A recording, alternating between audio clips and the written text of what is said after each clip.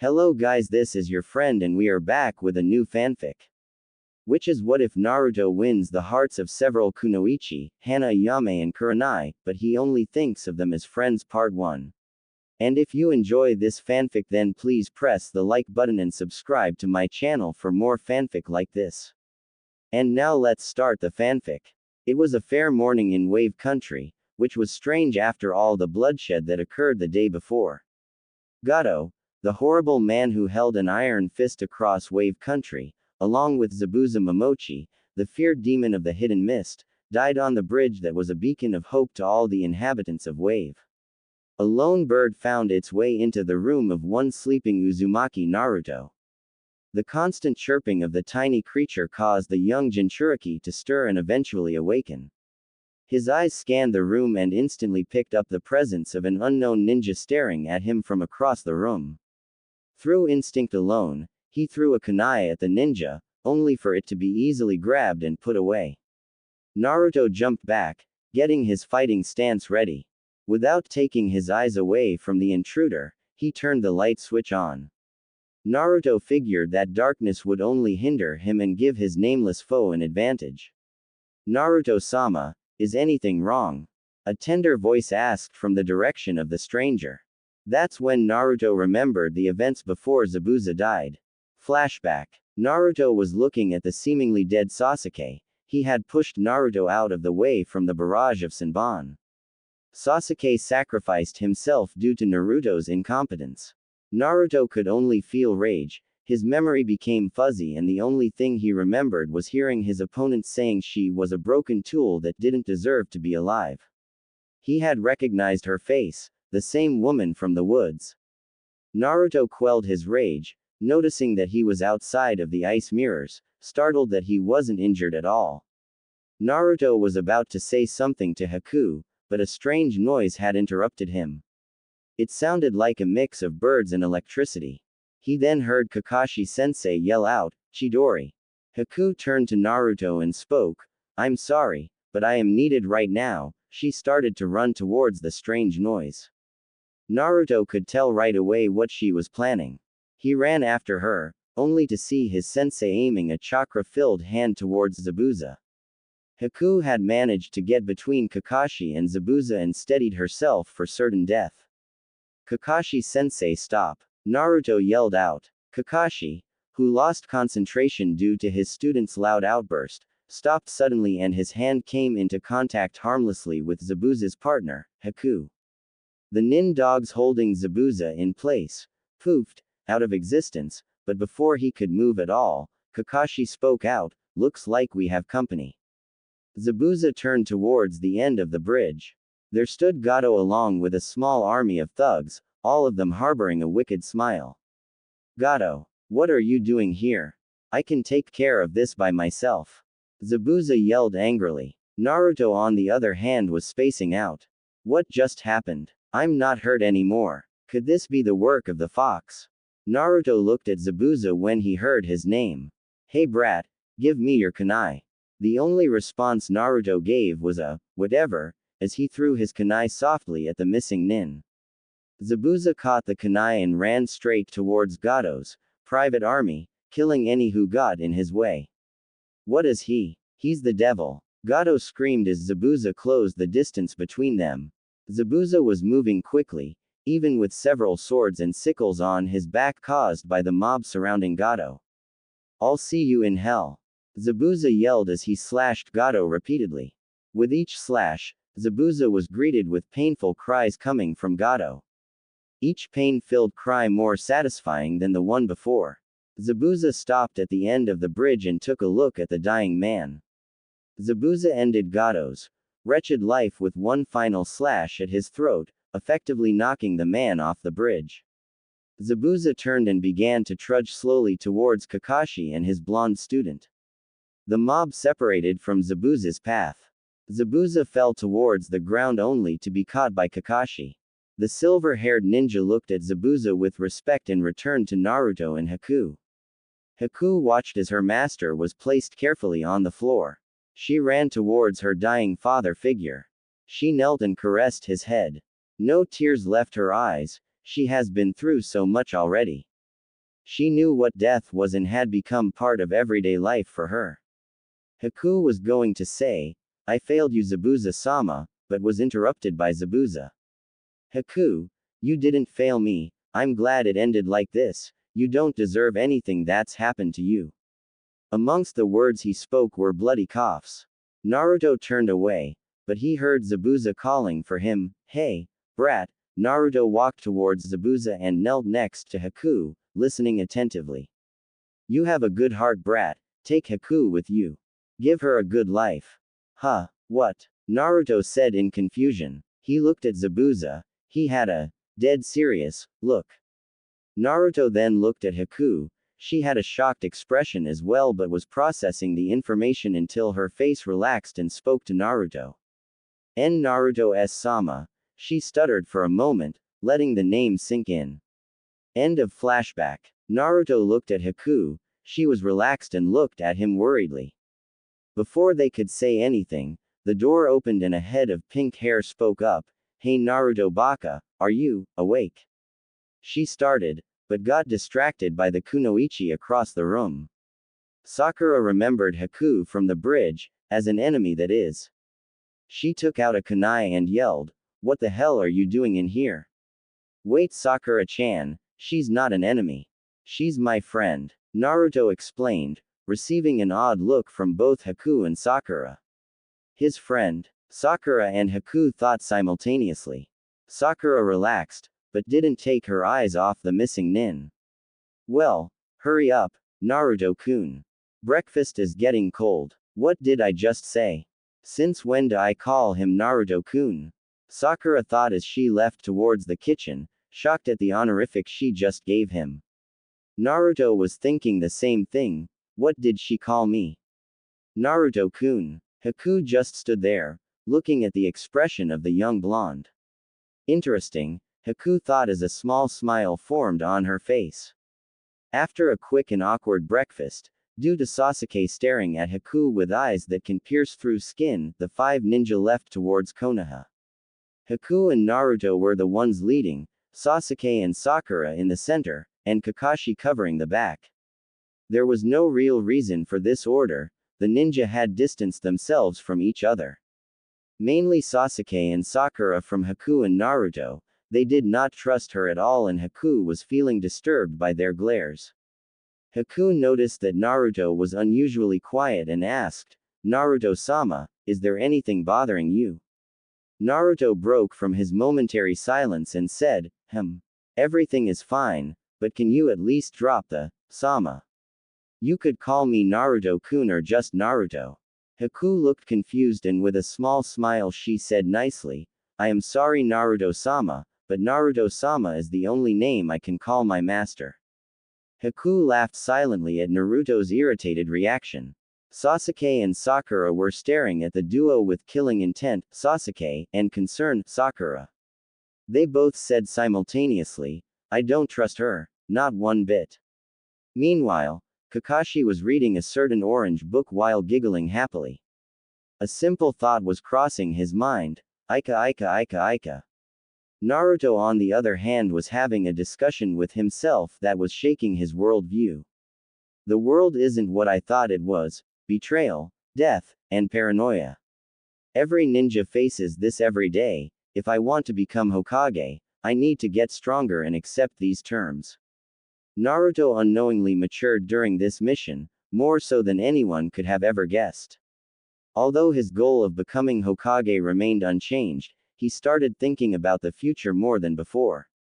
The old Naruto theoretically died on the bridge, but a new Naruto. Not as spontaneous or dim-witted, but one who thought before he acted. Haku stared at her young master with interest as his face started to twist in deep thought. "Naruto-sama, I know something isn't right, please tell me what is wrong." Haku said softly, her voice showed deep concern for Naruto. Naruto broke out of his trance and decided not to tell her the reason. "You don't need to worry about me Haku-chan, I'm just a little bit hungry." He didn't lie, anybody who even remotely knew Naruto would learn of his huge appetite. Sakura suddenly lost her footing and tripped. Sasuke couldn't care any less, but decided to catch her. The Pinkett could only think, something is wrong, it involves Naruto, but what? Sasuke was surprised. No, he was shocked. He caught Sakura and she hasn't even said anything. He sighed happily. He was spared the migraine by some mystical being. Tears of happiness rolled up in his eyes. After setting Sakura down, he ran towards the tree branch on which Sakura tripped. He looked around everywhere and looked up at the sky and said almost with respect, "Kami, is this your work? If it is, show me a sign." As if on cue, Kakashi, who was still reading his little book, stepped on said holy branch, tripped and dropped the book. Said book was then mauled by a raccoon and the remains flew away in the breeze. No! Kakashi screamed in agony. Sasuke was overjoyed and began cutting the branch off of the tree while screaming, "Praise Kami." Meanwhile, Haku was getting bombarded with information that involved ramen. She made the dreaded mistake of questioning Naruto's favorite food. Haku had half a mind on knocking Naruto out, but stopped when she had a sudden craving for ramen. And that's how ramen not only saved my life for the 23rd time, but how it stopped a war with the village hidden in the clouds. Now do you doubt the power of ramen, Haku-chan? Naruto said, enthusiasm evident on his face after hearing her stomach grumble midway through his ramen-based stories. Quote, "Come on Haku-chan. My stories didn't affect you." Quote. Sakura was getting nervous. She tripped a total of 3 times already. She was positive that Naruto had something to do with her clumsiness. Sakura caught up with her blonde teammate and had to call his name several times to get his attention away from Haku. Naruto, what are you and Haku talking about?" she said calmly until she said her name. Sakura did not like Haku at all. She hurt Sasuke-kun. She deserves a horrible death. Sakura thought. Or maybe it's because Naruto isn't showing his undying attention towards you. Inner Sakura said with a smirk. What the F? Sakura said out loud with a small blush, while receiving an odd look from Naruto and an amused smirk from Haku. So what were you two talking about? Sakura repeated, slightly embarrassed. Oh, I was telling Haku ch. Naruto got interrupted by Haku suddenly. Naruto-kun was asking if I would mind having lunch with him when we get back to Konoha. Haku said with an evil smirk that only got wider after seeing a vein popping out on the forehead of the Pinkett. Naruto, who was oblivious to what happened between his 2 Kunoichi friends, happily said, I knew my stories would make you see things my way. Haku used this opportunity to tease Sakura a little bit more. Oh yes, Naruto-kun, they certainly did. I can't wait. She ended the sentence with a devious smirk. Oh, Sakura gulped as she saw the way Haku looked at Naruto. She then noticed how quickly Naruto calmed down. He looked as if he matured over the past couple of days. Well, I hope you guys have a good time. Sakura added quickly. The group of ninjas made their way through the gates of Konoha, the guards giving strange looks at Kakashi and Sasuke. It looked as if Kakashi witnessed the murder of a family member. And Sasuke was holding a huge branch to which he called, precious. Kakashi between sniffles said, Haku, you need to report to the Hokage. He'll decide whether or not if you can stay here. Naruto, you led her to the Hokage tower. What will you do, Kakashi-sensei? Naruto asked, slightly confused. Kakashi sighed. I need to get a black suit, a small book-shaped casket and a burial site. Then he teleported away into the shadows. Haku, Naruto, and Sakura sweat dropped at this and left toward the Hokage tower, until Haku stated something. Sakura, why are you going with us? Naruto nodded slightly. It's true, Sakura-chan, don't you need to rest and let your parents know you're back? Naruto said as nice as he could. Sakura winced at the response she had gotten from Naruto. She thought he would have wanted her there. Why, yay, I know, but Ino's house is in the direction of the Hokage tower. I need to tell her something. Phew, that was a close one. She thought to herself. I always thought that Ino hated Sakura. No matter. The trio walked towards the tower. All along the way, Naruto had been talking to Haku about all of the sights that need to be seen and the like. Haku paid attention, not to Naruto, but at the villagers who gave Naruto a nasty look whenever he passed by. This feels familiar, Haku thought solemnly. After parting ways with a somewhat bummed Sakura, the blonde and brunette entered the tower and approached the Hokage. Oi, Gigi-san, Naruto said happily. Ah Naruto, good to see you again, how have you been lately? The Hokage said calmly. Listen old man, we need to talk about something serious. Naruto said abruptly while pointing at the door. The door opened and Haku walked in, bowed and stood behind Naruto. Rather closely the Hokage noted. Before the Hokage could ask who she is, Naruto explained everything from the beginning. 1 hour later. I see, Hokage said while taking a deep breath of his pipe. Haku, you realize I have to find out if you actually want to revert to Konoha. Haku looked at the Hokage with calm eyes and sighed, I understand Hokage-san. She looked at the confused Naruto and looked at her feet, sadly. Do not worry Haku, you are now welcomed here in the village. I noticed that you indeed care for Naruto.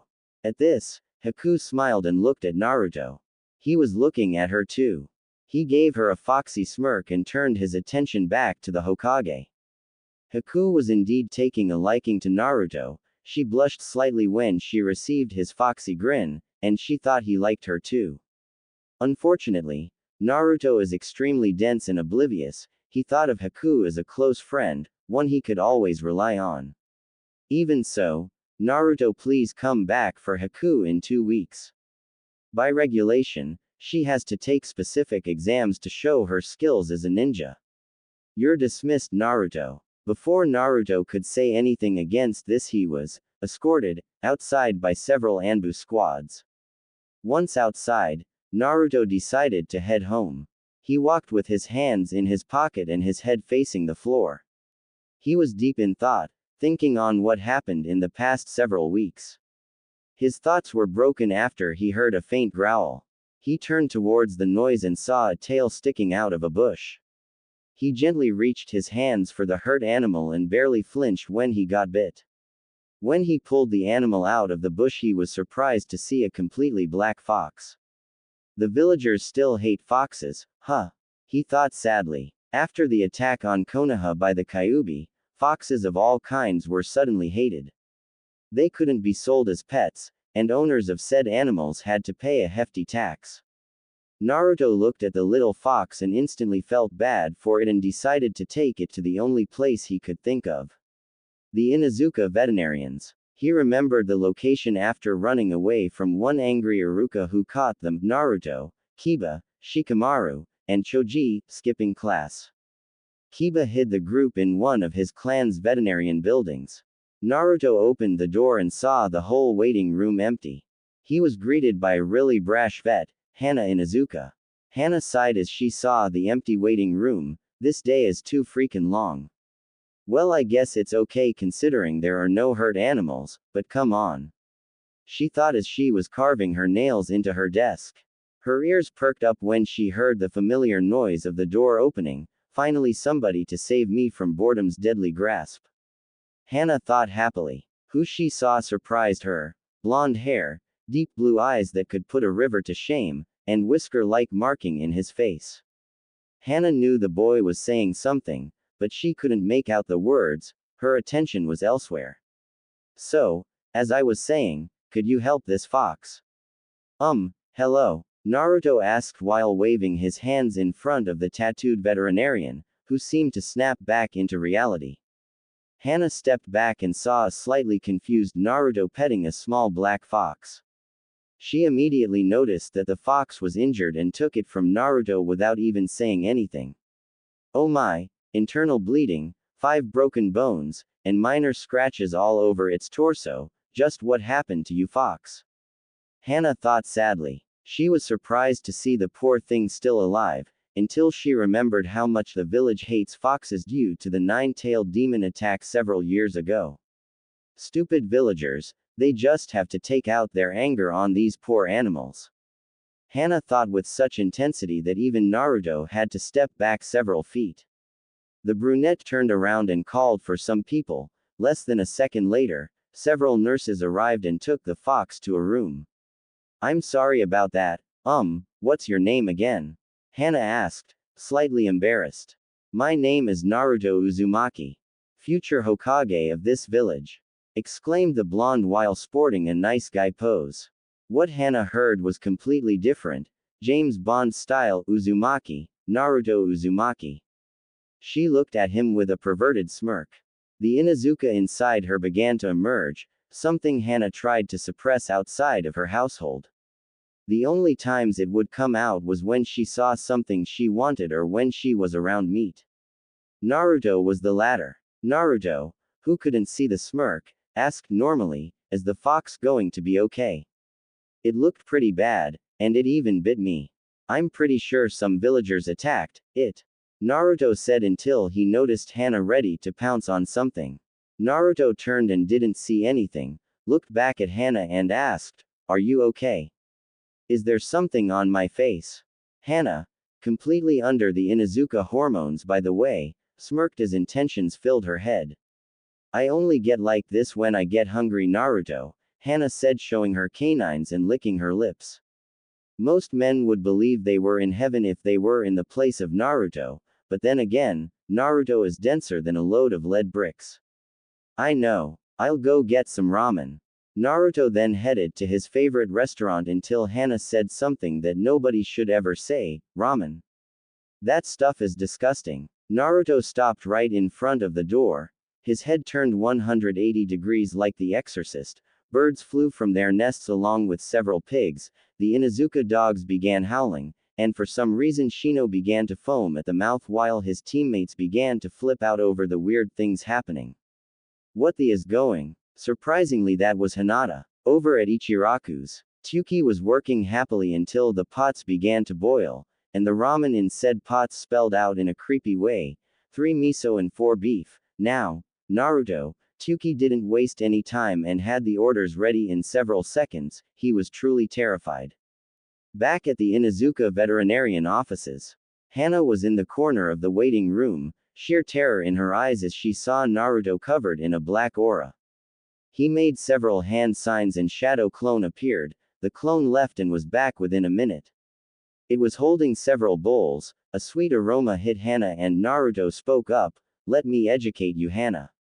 He said in a demonic was expecting a horrible pain-filled death, but instead she got swarmed with stories that revolved around ramen. The dark aura faded and Naruto returned to normal.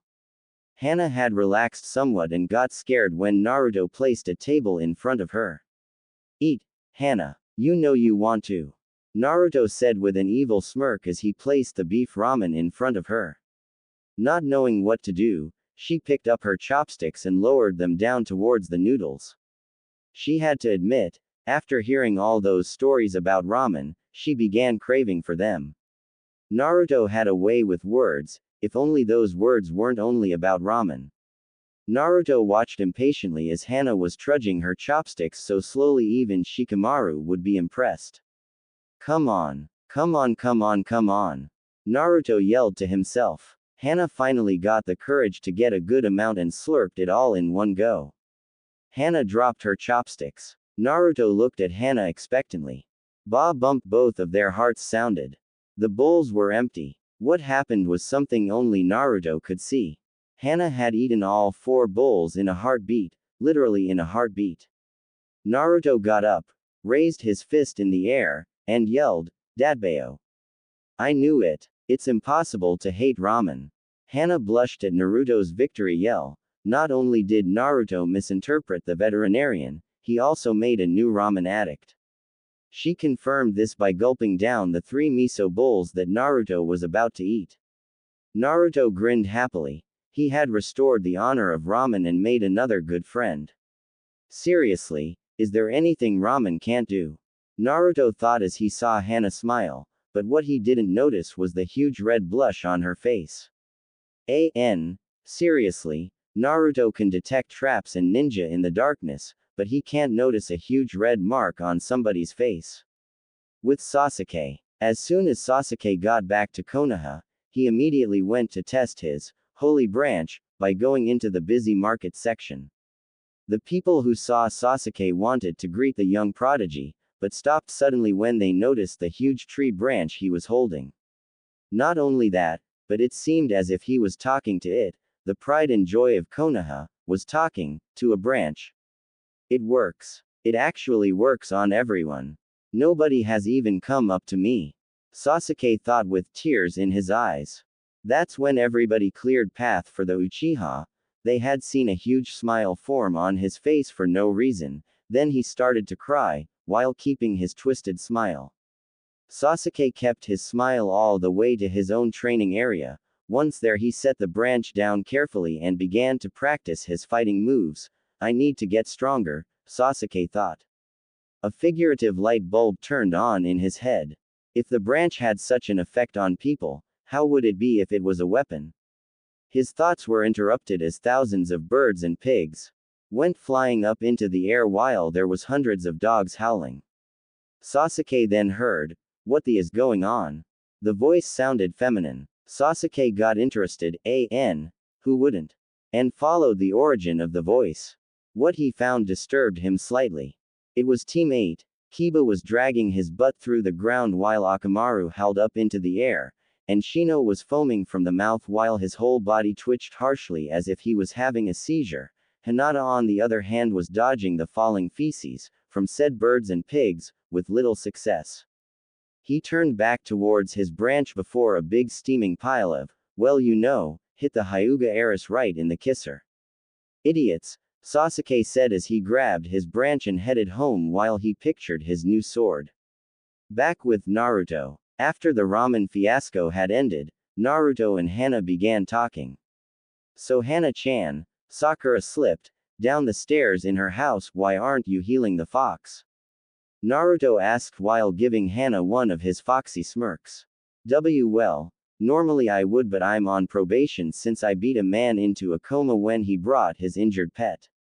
Hana stuttered due to embarrassment of retelling her crime, and the smirk that Naruto had given her. Naruto's sweat dropped at her answer and asked, "Any particular reason you did that?" Hana looked at him with a twitch and remembered she hadn't told Naruto of her clan's ability. Well, you see, Naruto, since our clan has a strong connection with animals, we can understand them. She responded and giggled at Naruto's reaction. The poor thing told me that its master constantly beat it. I had no choice but to pound that horrible man into dust. Hana yelled with confidence that made Naruto join her in her victory pose, holding the V sign with their fingers. So what did the poor fox say to you when you picked it up? Naruto asked as he gained his composure. Hana wanted to slap her forehead so hard when she heard Naruto. I'm sorry. Let me rephrase what I said. I meant the Inuzuka can communicate with dogs, and only dogs. I guess that makes sense. How else would Kiba be able to understand Akamaru? Naruto said. Their conversation continued without any haste, which involved training, food, and goals in life. When Naruto asked Hana what her dreams were, she sat there, staring at him with a dumbfounded look. He's really caring, he listens, and he wants to know my dream. Just where have you been all this time, Naruto? Hana thought as a small blush formed on her face. My dream is to become the next leader of my clan. Naruto W. What are you doing? Hana asked as Naruto inched his face closer to hers. Hana, please stay still, this'll be over quick. Naruto whispered as he was about several inches away from her face. Oh, so quickly. We just met today. What do I do? Hana thought in a hurry as Naruto was now several centimeters away. What do I care? He's going to kiss me. Hana started to pucker her lips for a kiss, but instead she felt something cold on her forehead. Hana opened her eyes and saw blonde hair near her eyes and quickly asked, Naruto. What are you doing? She asked nervously. I noticed your face getting red and I wanted to check if you had a fever. I've seen nurses do this to patients before, so I thought I should try it. Naruto said sheepishly. Well, thanks for worrying for me, Naruto-kun, I really appreciate it. Hana said happily. Maybe he's taking things slowly. I shouldn't rush either. No problem, Hana-chan. I'll always be there for my special people. Datbeo. Naruto responded with a big smile on his face. Naruto looked outside and saw the sun about to set. He looked at Hana and hugged her before saying, I'm sorry, but I have to head home now. I'll come back tomorrow, okay? Hana felt safe and secure in his arms. Her blush was growing, and when he said he'll be back tomorrow, her heart skipped a beat. Technically, Naruto didn't say for who he was coming back for, either her or the fox.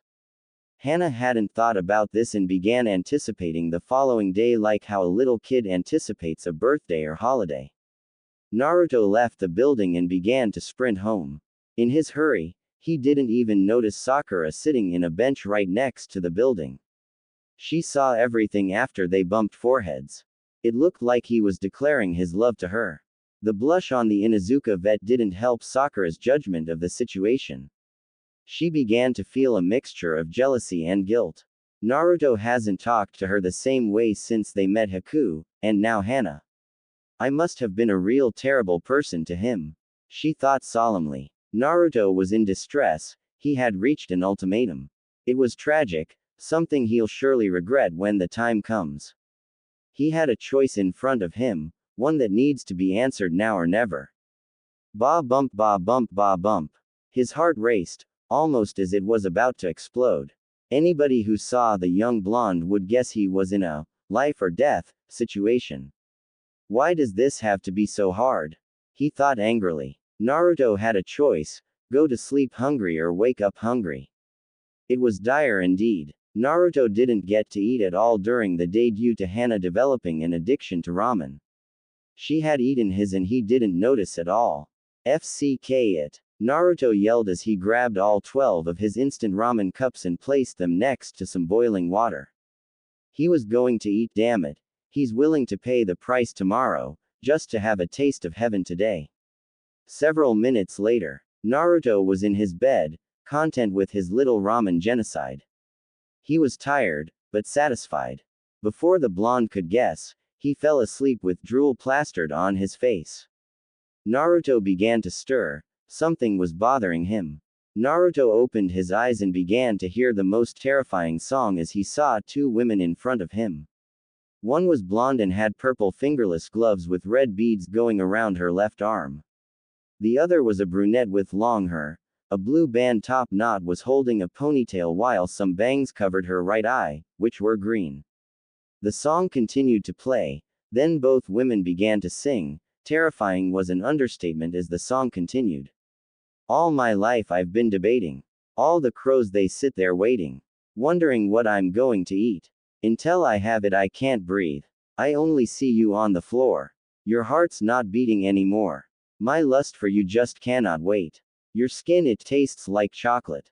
Staring blankly at the sun. Waiting for my time to come. Your happy life it makes me sick. All the screaming sounds like music. Losing all my holy dreams. Someone tell me what they mean. There's an iron smell of blood in the air, but I can't find it anywhere. I've been waiting for someone to find me. And become a part of me. I've been waiting for you. To come here. And love me. And set me free. And we're coming for you. Naruto screamed as his head jerked upwards. It was a nightmare. He couldn't shake the odd feeling that the dream gave him. He was covered in sweat and it was 5 in the morning. Sleep was impossible, so Naruto took a quick shower and waited for the comforting sunshine. Sunshine broke out onto Konoha, people set out to do their usual morning rituals, and shops began to open. Naruto, who was still contemplating his nightmare, ran as fast as he can towards Ichiraku's. Ayame yawned as she opened the stand onto the public. Think of the money, Ayame, just think of the money, she thought anxiously. Her father had promised Ayame a bonus if she opened up the stand for the early birds. Ayame thought her father had gone insane when he told her an unbelievable story. Flashback. I'm telling you, Ayame. The ramen began to boil even though the stoves were off. You have to believe me, Ayame. The ramen even spelled a message. A message from Naruto. It was the scar. Yay, it spelled out a message. Sure. End flashback. As Ayame recalled the strange talk with her father, a young blonde was currently waiting for the waitress to snap back into reality. Ahem. The blonde said and awoke Ayame. Naruto-kun, what are you doing here so early? Exclamation mark quote. Ayame yelled out curiously. Ayame had recently discovered her true feelings for him. He was always there for her, he listened, and he always gave her compliments. Sure, sometimes he was immature, but he was young. Time would change him into the perfect boy for Ayame. She thought once her affection to him was something like a little brother kind of love, but her feelings escalated to something new when he had talked about his teammate Sakura. She loathed the whole conversation, Sakura this, or Sakura that. She got really jealous, she didn't even try to deny it. He looks so innocent, so easy to molest, I mean hug. So easy to hug. Bad Ayame. No more naughty thoughts. Maybe Naruto could punish me for being naughty, no. Not again, enough with that. She thought, her face showing the different emotions emanating from her thoughts. Ayame-chan, I need some ramen and life advice right now please. Naruto said sleepily. He didn't get much sleep, the nightmare had denied him that. Ayame squealed with delight on the inside. He's coming towards me for advice. This is a whole new level of our friendship. Maybe now it'll grow into something better. Sure Naruto-kun, however can I help? Ayame said while trying to cover her blush. I had a nightmare last night, it was strange and extremely scary, there was two women singing this song. They seemed so real. What do you think this means Ayame-san? Naruto asked sincerely. S-san, I'm not even good enough for, Chan. I can't give up. Naruto has never given up. I surely won't, maybe my determination will make him see me in a new way. Ayame thought. She had flinched when Naruto called her, San, the common honorific for everyday people, aka, nobody important. Well Naruto-kun, she paused letting the name go into effect. She stretched the honorific to imply her hopes. Unfortunately they went unnoticed by Naruto. Why you were saying Ayame-san? Thump. Asterisk. Ayame had set the bowl of ramen hard after her effort went unnoticed. The bowl began to crack under the women's grasp. Ayame, careful, you'll break the bowl and hurt the ramen. Naruto screamed as he eyed the bowl. Not even good enough for San, now. Ayame thought with such anger the pots behind her began to boil. Her father didn't seem so crazy now. Ayame. Quickly. Save the ramen before it burns. Hurry Ayame. Ayame had grabbed Naruto by the throat and was nearly choking him. Her feelings for the boy was the only thing stopping her from breaking his spine. Of course Naruto-kun. Save your precious ramen. Ayame growled with anguish as she grabbed a huge pot of ramen and began to shove all of the contents into his mouth. What did I do to deserve this blessing? Naruto thought happily as pot after pot went to his mouth, releasing the great noodles onto his stomach. Ayame reached out for another pot, but noticed there were no more left. She dropped Naruto and closed the stand without saying a single word. Naruto cleaned himself off and said, guess Ayame-chan isn't good with advice, just ramen. Ah well. Naruto began to wander off into the town, not even noticing the hands reaching for the back of his head. I think I'll go train for a bit, just to get my mind away from that nightmare. Naruto said out loud. He then ran towards his training ground, while slightly avoiding the hands of the mysterious stranger. Curses. He got away. For now. Kukukuku. The stranger thought as an evil smirk rose from the stranger's mouth. Sasuke and his holy branch. Sasuke smiled with pride as he looked at his new weapon. Picture a little wooden sword with uneven edges and its point all splintery. With this I'll avenge my clan and have ultimate power. I've never been so happy and sure of myself. Sasuke yelled with a mixture of anger and pride. Not if I can help it, little brother. A figure thought in the distance and teleported away. In the woods. Foolish little animals, if you wish to kill me, hate me, detest me. and yet survive in an unsightly way. Run, run and cling to life, and when you have attacked this man until you succeed, come to me. And then you'll get your revenge. Itachi said calmly while looking at several dead animals and one little bird that was still alive. Tell all the animals what you just saw, and tell them who you need to attack, for that is the way into your revenge. Itachi held up a photo. The bird analyzed the photo and flew away deeper into the forest. Let this be a test for you, brother. Let's see how you can do against the animalistic behavior of the animals. Itachi thought melodramatically before poofing away into the shadows. Shit just got real for Sasuke. Back with Naruto. Naruto was at his training site, practicing his accuracy kunai and shuriken. His accuracy needed vast improvement and Kakashi mentioned it whenever he could. After hitting a poor, defenseless tree several hundred times with his weapons, he decided on making several shadow clones. Moving targets will help me more than this, Naruto thought. Before he could throw a kunai he heard screaming. Ah, no, was all that Naruto heard before venturing towards the noise. It turned out to be Kiba. Kiba was swatting away invisible attackers, obviously a genjutsu. Naruto was amazed on how much genjutsu can help. I need to learn genjutsu, screw weapons, those can wait. Naruto thought with determination. He scanned the area until he saw a woman in her mid-20s, she had red eyes, and was the one controlling the genjutsu. Naruto made his way behind her and tapped her shoulder. She gasped, immediately grabbed a kunai, which was then placed on his throat. She had turned the tables on the intruder as she was behind him holding him hostage. Wait, I'm not an enemy. Naruto barely managed to speak out, he was getting his windpipe smothered and couldn't breathe. Kurenai, without letting go of Naruto, said, "Oh, is that so? Then perhaps you're a pervert." She gripped him harder. He was running out of air, unconsciousness was going to get to him soon. I'm one of Kiba's friends. Naruto choked before passing out.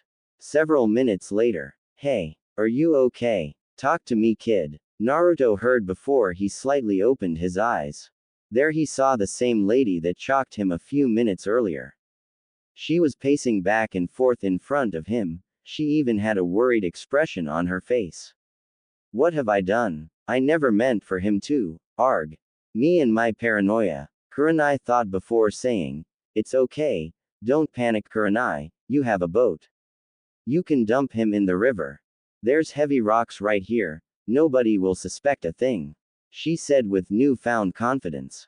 Naruto heard everything. I should run, but she'll catch me and either she'll force me not to say anything or she'll kill me, for real this time. I gotta play this safe. He thought as Kurenai picked him up and stepped over Kiba's fainted body. Naruto began to groan as if he was waking up. By then he was already on her small little boat with rocks tied to his ankles and waist. What's going on? He asked innocently. Kurenai screamed, you're alive. Thank Kami. I thought I killed you. She then slapped her mouth as she had said too much, and now the blonde knew everything that had happened. Naruto thought about what he heard and spoke nicely, don't worry, I won't tell anyone. Kurenai sighed and relaxed a bit. That is, unless you teach me genjutsu. Damn it. Kurenai cursed loudly. Naruto began to chuckle a little bit, earning him a smile from Kurenai. I just got played. Naruto and Kurenai talked all the way back into land. They had plenty in common. They both trained harder than anyone else in their age group. They hate perverts, and they both like how distinguished their eyes are from everyone else's. Naruto tantalized Kurenai with action-packed adventures that revolved around, as most know, ramen. Kurenai has never tried ramen before, and the way Naruto described it, she didn't feel worthy of eating it. She began to hunger for it. She tried to hide it, but Naruto knew right away. Don't worry Kurenai-chan, I'll take you to Ichiraku's for lunch after we train. Ayame suddenly burned her hand and Sakura fell out of her bed, which made several materials, including her bedside hamper, to fall on her, heavily. He said as his trademark foxy grin then directed itself onto Kurenai, who blushed strongly. With Sakura. Ugh, Sakura said as she brushed off all the stuff that fell on her. What a bad way to wake up, she thought coldly. After a quick shower, she got dressed and began wondering what to do today. Maybe Sasuke would accept a date with me. She then remembered his holy branch, and quickly said, maybe next time. What about Naruto? He would never reject me. Idiot idolizes me. Memories on how well he had gotten along with Haku and Hana filled her mind and her stomach turned upside down. Jealousy filled her with anger and concern. I need to find Naruto. She screamed in a hurry. It was barely 10 a.m., and she needed to find him as soon as possible.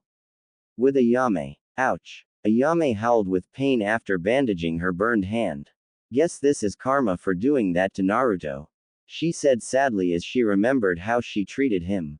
Her jealousy got the best of her and she hurt the one she loved. I need to apologize to Naruto. She said as she ran from the stand. With Kakashi. Finally. My time to talk since the beginning of chapter 2. Kakashi yelled melodramatically. I finally won't be a background character anymore. He was cut off after the author started to shift his attention towards someone else. Wait, please, no. Don't leave me alone. Back with Kurenai and Naruto. Before they could begin training, Naruto mentioned the rocks still tied to his body. Oh, I'm sorry, I forgot. Kurenai chuckled nervously. Just hold still, Naruto. Ah, Naruto. Kurenai laughed giddily. She hasn't laughed like this in several years, and it felt good to laugh like that again. Naruto had fallen onto his back as Kurenai removed the boulders on his ankles. Kurenai picked up the laughing Naruto and got on her knees to remove the boulder tied to his waist. Her face was completely red as she got close to his crotch. Naruto had his eyes closed. The boulders were cutting off circulation and they began to hurt him. Kurenai succeeded in removing the rope, along with his pants, leaving Naruto in his froggy boxers. She tried to stop her nosebleed by getting the rope and trying to get rid of the knots with her teeth. Naruto didn't even notice his pants going down his knees and sighed happily, ah. That feels great. Thank you, Kurenai-chan. Kurenai still had the rope in between her teeth and only garbled speech came out that sounded like, my pleasure, Naruto-kun. Off in the bushes several meters away, two pairs of eyes, one green, the other brown, were watching the whole thing, but from their angle, it seemed a lot dirtier. From their angle, they saw Naruto have Kurenai bend over as she took off his pants. Kurenai's hair had blocked her face as well as Naruto's crotch area, while Naruto looked happy throughout it all. When they heard Naruto say, ah, that feels great. Thank you, Kurenai-chan. They almost fainted, but when they heard Kurenai say something they couldn't understand, their rage kept them awake. No. Why Naruto? That should be me. Ayame thought heartbroken. She turned away and saw pink everywhere. They hadn't even noticed each other. Ayame instantly recognized the person next to her. Sakura. The bane of my existence, the cruel girl that hurts and neglects poor Naruto, she doesn't even know how lucky she is. Ayame thought bitterly. Sakura was flabbergasted. Her teammate, no, her friend was with some stranger. Oh, so that's it, huh, Naruto? Why do I feel like this? I like Sasuke-kun, right? I don't know, do you? Or perhaps Naruto has given up on chasing you. You have neglected him since you were children. Inner Sakura shot back. Just face it, he's grown on you, and seeing him showing that much attention to another girl is tearing you up inside. Just admit you're jealous. I am you, I know everything you know, I know your feelings better than you, don't deny this feeling. She continued. Sakura began to tear up as she remembered all the times she had hit him for the littlest things, all the neglect she had given him just because of Sasuke. Sakura stood up, shocking Ayame, who Sakura still hasn't noticed, and began to walk away from Naruto until she heard, Sakura. What are you doing here? It was Naruto. He sounded enthusiastic and began moving towards her, but nearly tripped when he noticed that his pants were between his legs. He didn't even bother using Chan this time, Sakura thought sadly. He turned a bright red and asked nervously, how did these get down here? He laughed nervously until he saw Sakura's hand move in front of her. Just save it, Naruto, she said as she began to walk away. After putting his pants up, Naruto sprinted next to Sakura and asked, Sakura. Sakura flinched. What's wrong? Did I do something to upset you? He asked innocently and actually sounded depressed over his sad teammate. Before Sakura could say anything, she got interrupted by someone. Dobi, fight me right now. I don't know how you could have beaten Haku when I couldn't. Now we'll see who is stronger once and for all. It was Sasuke. He pointed his holy wooden sword towards and lunged at Naruto before said blonde could say anything. Kurenai watched in amusement. The Uchiha prodigy against Naruto-kun. This should be interesting, she thought with a smirk. Ayame's sweat dropped at this as she saw the wooden sword. It looks like a goddamn children's toy. Sakura couldn't think straight. Her inner self wouldn't let her. Sasuke, what the hell? Naruto yelled as he dodged his lunge. The sword grazed him and the splinters had cut into him deeply. There's no point anymore, Dobi. With this sword that I made, I'll defeat anyone. Sasuke said smugly. Naruto glared at him. You were always one to be arrogant and had too much ego for your own good, Sasuke. Naruto said as he gripped a kunai. Bring it on, Dobi. Both screamed as they ran towards each other with their weapons in their hand. The mood was dark and the skies began to darken suddenly. They were about 5 feet away from each other, closing in on probably the most intense battle that anybody will ever experience. Hearts were pounding, and nobody could blink. They were about 3 feet away now. They both lunged at each other while screaming, Sasuke and Naruto. A centimeter away from each other, they swung their weapons at each other while lightning struck behind them dramatically.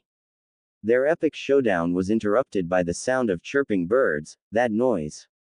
The same one from the bridge. Could it be? Naruto thought as his kunai got tossed away from Sasuke's sword. What the hell? Sasuke thought as he backed away from Naruto to look at the noise. Literally thousands of birds were going straight towards them, specifically, at Sasuke. There was a little bird who had its feathers pointed outwards, that looked identical like Sasuke's haircut. The tiny bird had one thought: revenge. If attacking the boy would lead to the revenge of his family, so be it. For my family, for my species, for my revenge. The little bird thought as it leads the charge of animals towards Sasuke. Naruto jumped out of the way as he saw Sasuke get swarmed by the birds. Holy shit. Naruto, Kurenai, Ayame, and Sakura thought simultaneously. Nobody else could hear it, but Sasuke was laughing like a maniac. I know you are testing me, Kami. I shall not fail you. He was getting clawed and pecked at by the birds, but he put the pain away.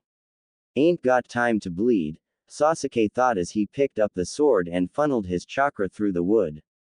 He swung his sword as he dispelled the chakra out at the bird typhoon, effectively taking out a massive amount of the birds.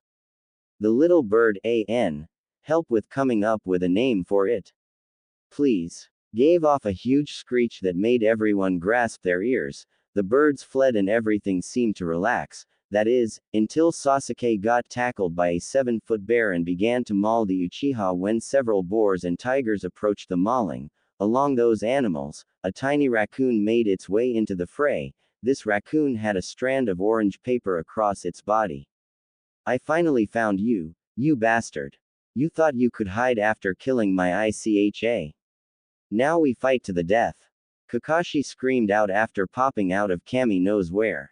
The raccoon looked at Kakashi and began to glow in blue chakra as Kakashi prepared his hand for his signature jutsu. They both looked at each other for a split second before vanishing into the air. They reappeared atop of the trees, perfectly balanced on the tips of those huge branches. Lightning struck at both of them. Kakashi used his hand to absorb the electricity while the raccoon absorbed the voltage through its fur. They both glowed blue with chakra. Lightning and sparks flew from their bodies. The last showdown was about to begin. They looked at each other with bloodshot eyes, and the killing intent was so strong it killed the leaves and branches of the trees. This ends now, Kakashi screamed out as his whole arm was flashing with power and electricity. Squeak squeeaaaak. The raccoon hissed back. Chidori. Squeak squeak squeak. Both of the combatants yelled as they both jumped at each other in slow motion, while everything else was in normal speed. Naruto, Kurenai, Sakura and Ayame looked at the epic fight between Kakashi and the raccoon and began to back away slowly before hauling it away from the area while screaming. Aru. The bear that was mauling Sasuke looked at the silver-haired ninja and the raccoon heading towards each other slowly. Before it could even move away, Sasuke's sword impaled itself into the bear's torso. Sasuke smirked as he killed the mighty bear. He suddenly looked upwards and saw Kakashi inching his way towards a raccoon in the middle of the air, all in slow motion. What the foo? Sasuke got caught off after the two opponents made contact, which caused a humongous blue sphere to form around them and then blow up into a huge wave of energy that fell every single tree in the area, and caused Sasuke to get pushed into a crater that got forced due to the pressure of the chakra. All the energy faded after 3 minutes and all that remained was Kakashi and the raccoon falling head first towards the ground. Their bodies fell with a hard thud. They laid there motionless for several minutes. The feeling was quiet and the dark clouds separated somewhat, which caused a halo of light to shine on them both.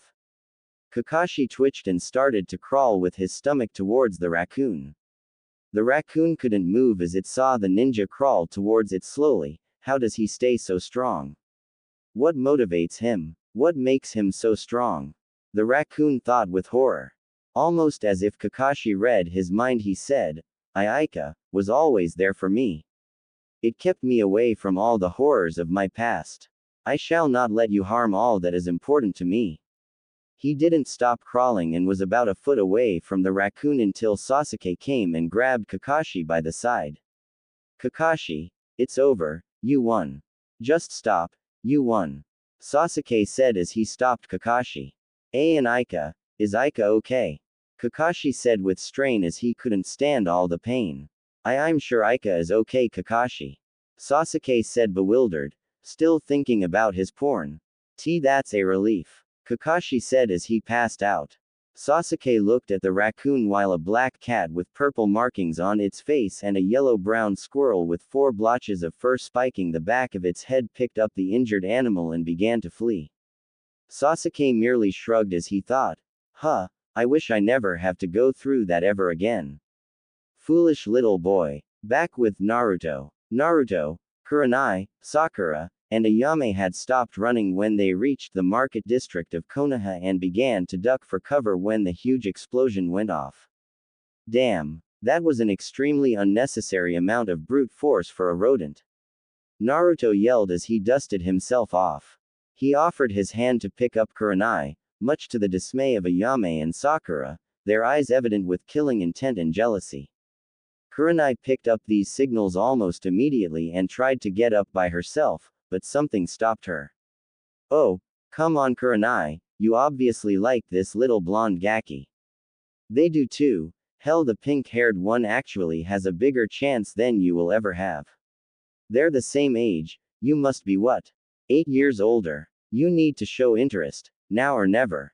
Said a little Kurenai chibi who popped up on her shoulder. She was wearing a head protector underneath little horns that stated, Love Life, Aggressive.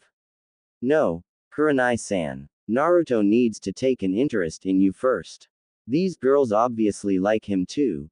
Don't go overboard and attempt to woo him right away, said a little chibi that had a head protector that stated, Love Life, Honesty, before she got interrupted by the aggressive chibi.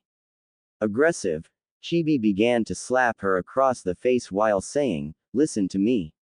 Being all honest isn't going to get her laid now, is it? Do you want her to lose to those skanks? Hell no. She needs him, all of him. Understand? She held up a fist as she said the last word.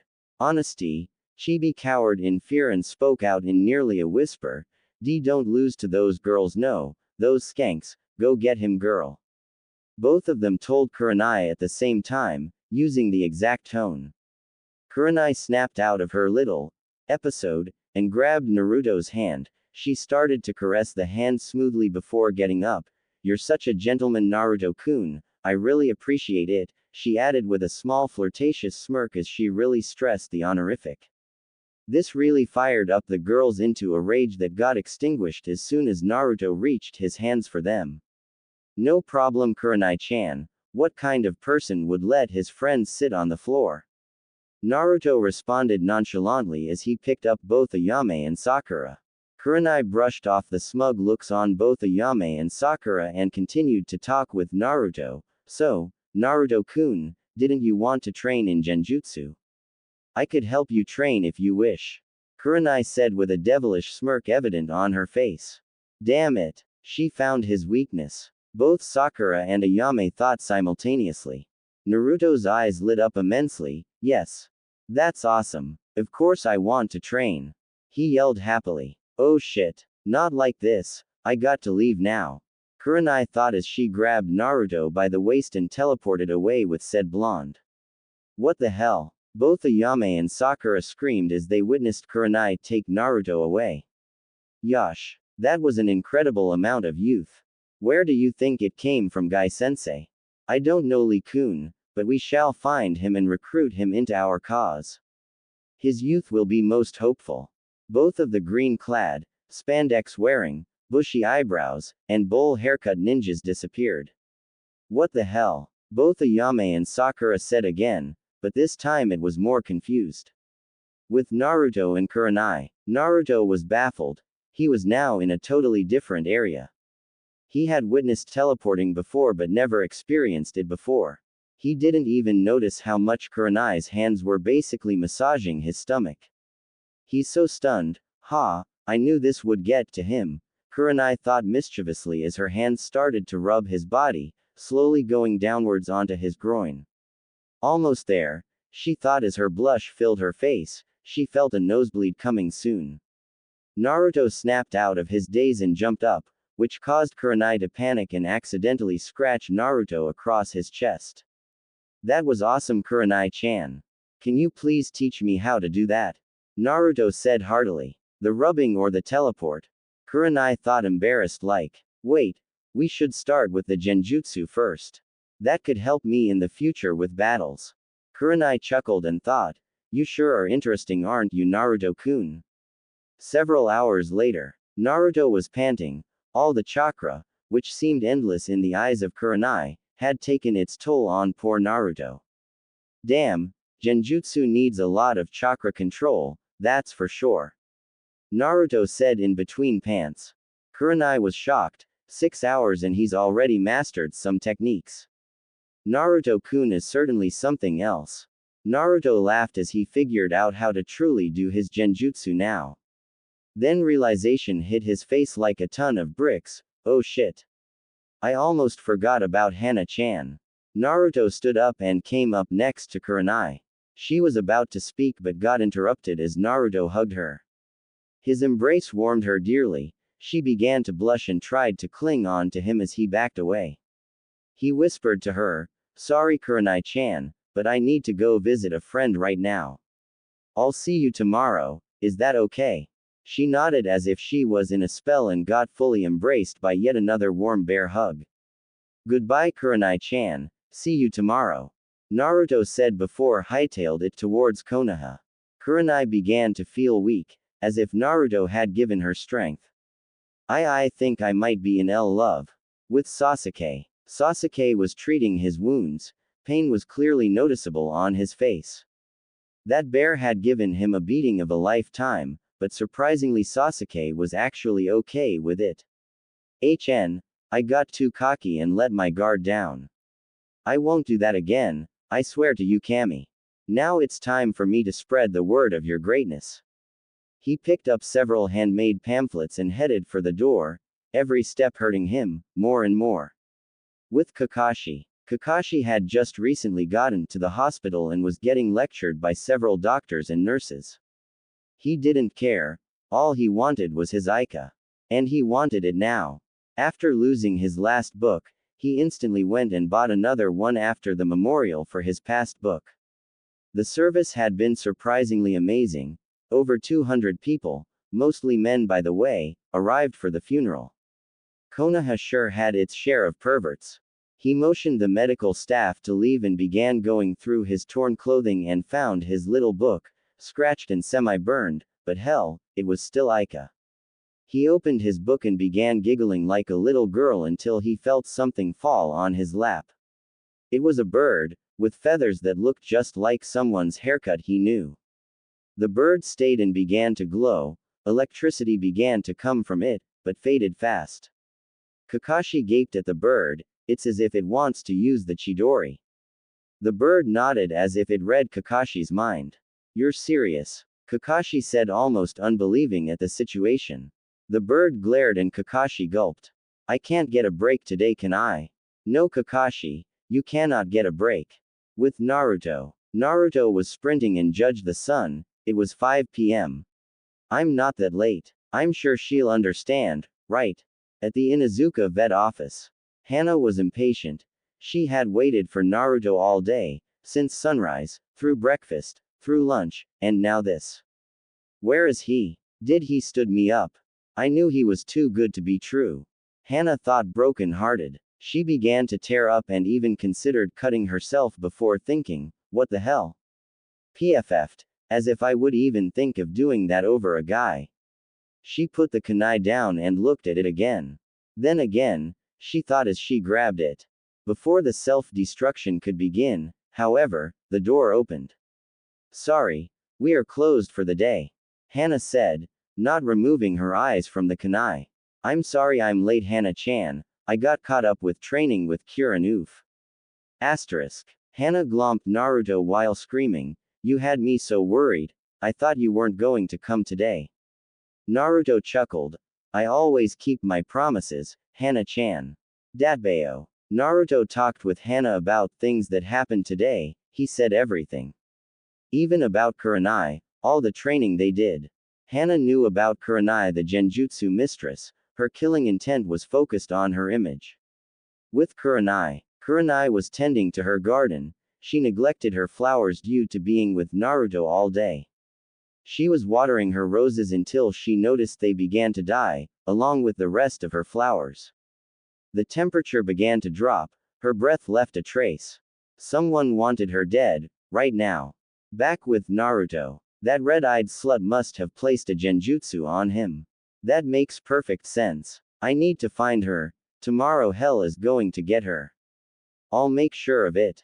Hana thought demonically as she scooted Naruto out of her office and began to plot and write Kurenai's suicide note. That's right, suicide. Naruto was outside of the vet after Hana had scooted him outside as she began scheming something. Naruto shrugged it off as he began to go home. It had turned dark and the only night was the moon. Naruto loved nights like these. Peaceful, cool, and moon-full nights. He sensed something behind him. He turned and only saw a blur of darkness disappear, or so he thought.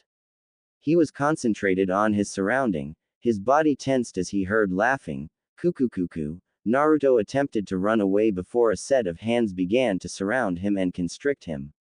Kuku, I have to stop laughing like him. He's out of my life, and he'll never bother me again. Enko thought as she began to smother the blonde until she felt a small pain on her arms. Ow, what the hell? Splinters. Enko winced as she unraveled her arms and a log was there instead of Naruto. Naruto was running away as fast as he could. A demon had been choking him with a deadly grasp and he barely managed to escape. He was terrified. His legs were skipping against the surface of the floor with no signs of stopping anytime soon. He swore he heard a howl come from behind him and realized that the streets were empty, completely empty. Chills began to form on his back as he heard rapid footsteps coming from behind him. He heard laughter and what seemed like a conversation, but Naruto just ran away before he heard any of it. Ha ha ha, I can't believe you lost him, Anko-chan. Ha ha ha, you know the rules, my turn now. And Anbu said as she ran towards the terrified blonde. Fuck, Anko cursed as she saw her best friend go after their prey of the month. Anko had established a monthly tradition of finding a candidate for her experiments. Yes, experiments, nothing else. They would find somebody on the street, gender wasn't important, and they would go missing for the next 2 days. They never seemed the same and walked as if sore for some reason. They dubbed it the hunt, and have been happening for 3 months as it is. They also had a bingo book for high targets with bets. The higher the person was in the scale, the bigger the bet. Naruto, surprisingly, was really high up the list. Those who could tame the beast would gain a whopping 18,900 ryo. Kakashi was also in the high list, but could never be found whenever the hunt was on.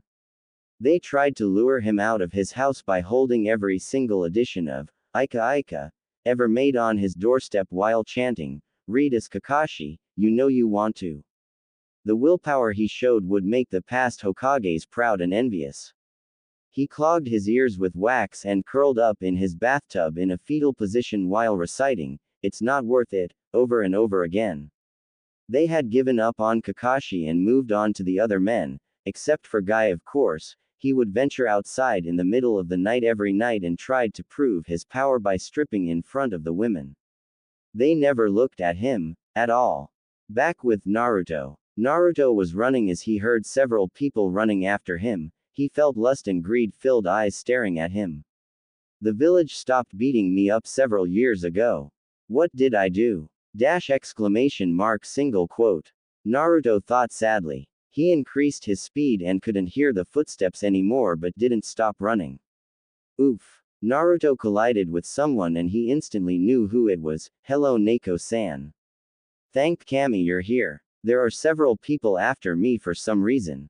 The Anbu began to take off her mask. Her purple hair went down to her shoulders and the moonlight made the purple strands illuminate from the darkness. Neko-san. Naruto noticed her hair stand out and he has never seen her face before until today. Huh. She's really pretty. Was Naruto's only thought that crossed his mind. Naruto was about to speak again but he got interrupted by a lone finger. The finger touched his lips delicately as she spoke with a slight purr. "Please Naruto-kun, call me Yugao-chan, I'll take care of you," Yugao said as a smirk rose from her lips. She grasped Naruto and pulled him into a tight hug. She squeezed hard and began to suffocate Naruto with her assets. This was her plan, tease him until he begs for more. Naruto was having trouble breathing. He remembered the demon from before and a light bulb turned on above his head. He tried to escape but despite all the effort he couldn't break the grasp.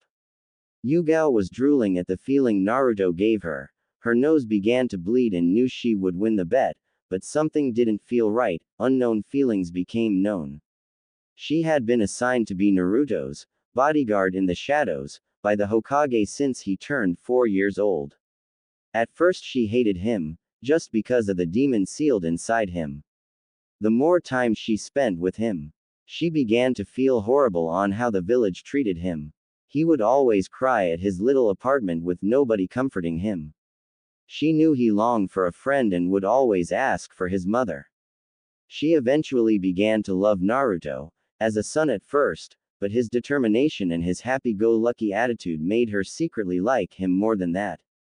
By the time he was 8 she was 14. They had first met when some villagers began to attack him on his birthday. They became acquainted and became associates. That's what she had told him. She couldn't reveal herself as his bodyguard. As much as she wanted to become friends with him, she couldn't. Her grip relaxed and Naruto began to squirm away from her. He looked at her with concern until she snapped out of her thoughts and motioned for Naruto to come closer. Naruto reluctantly agreed as he inched himself closer to the Anbu. She looked at him. He's 12, I'm 18, not that distant right? Wait, that pink-haired girl, Sakura Haruno, that's the girl he likes. She thought sadly. When Naruto got close enough she grabbed his hand and began to caress it. She liked the feeling of his hand, and longed to hold it in hers. He's only interested in that pink-haired girl that only hurts him. He'll always stay loyal to her. I want to hold his hand, it's an urge no need. Yugao thought as she began to tear up. No matter how many times he got knocked down, he would get up and brush it off. He always had a fake smile, just to hide the depression he was always in.